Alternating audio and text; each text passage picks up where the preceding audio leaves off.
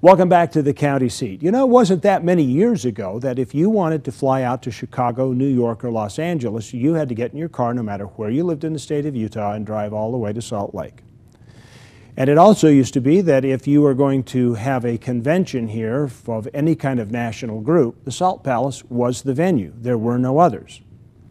Well, those two items are changing. That tourism and convention dollar, that very lucrative dollar, is now being sought by several of the counties across the state, and they are making the investments to make that dream a reality. Community investment. The idea is to build something in a given city using tax dollars, often mixed with private funds, that hopefully pays off in the future. Such improvements like convention centers and airports have the potential to bring millions of dollars into a community annually.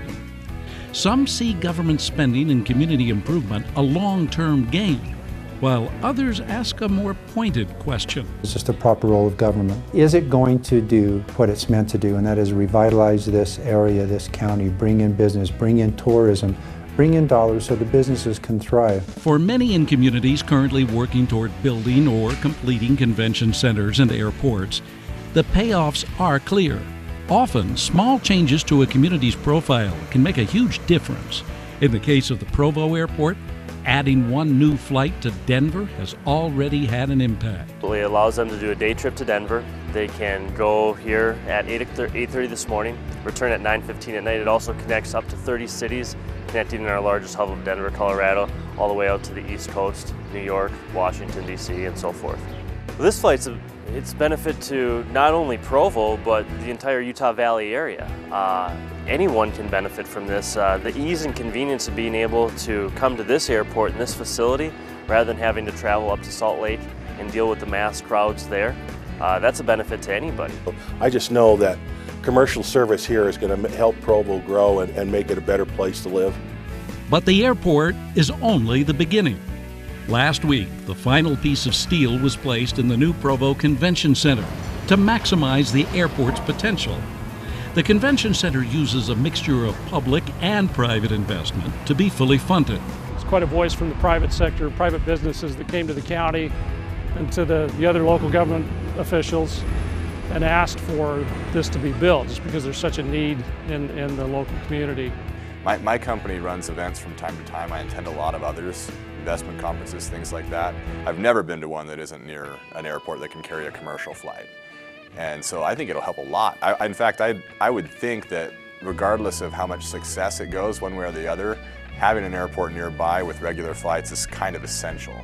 It's just a requirement that you have to meet before you can start attracting serious conventions. And they come in and it generates a lot of business and brings a lot of business into the hotels and the restaurants, and so that's the little added tax on those rooms and so forth that goes back in to help make the payments and such. Besides the fact that the conventions all pay money to come in and use the facility, and I think the county's role in economic development is very important. Here in Washington County, our economic development, most of the cities are involved, particularly the larger cities, and then also we have private industry involved, and it's kind of funded on a 50-50 basis. The bottom line in this case goes beyond just revenue gains and red ink. These are things that we're doing now that will last into our children's and our grandchildren's lives. That's, I think, a bigger role of government, is to look beyond ourselves, look beyond our day, and what's going to benefit Utah County in the future. And we're on the way. The future is closer for some communities than others, as the full extent of public investment is now being measured. We'll discuss how they are helping their communities and if the investments have paid off in our roundtable discussion. For the county seat, I'm Terry Wood. A lot of stuff going on in Utah's counties for tourism and conventions and things of that nature. We will discuss some of the future activities with our guests when we come back, and we will also take a look at some of the questions about the propriety of counties being involved in the tourism trade. Stay with us. We'll be back with more of the county seat in just a minute. So, What brings you to town? What brings anyone to St. George? A couple rounds of golf, a little relaxation. What, is that all? Is there more?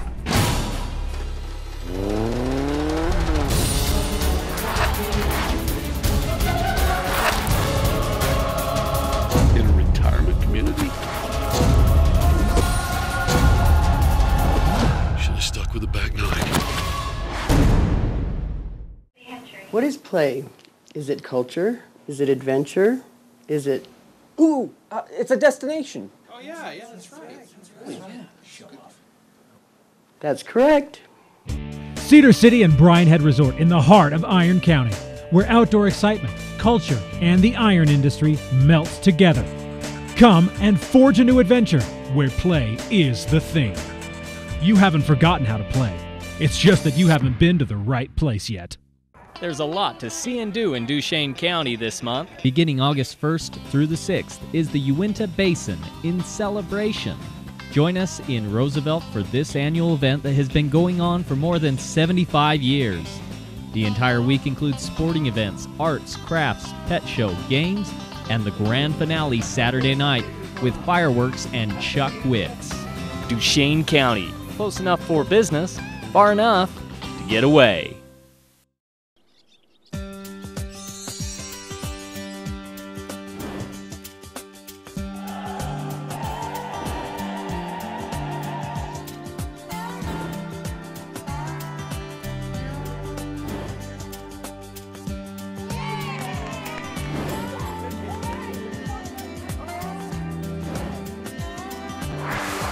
Come discover Logan, Utah. It's in your own backyard. Book your getaway today.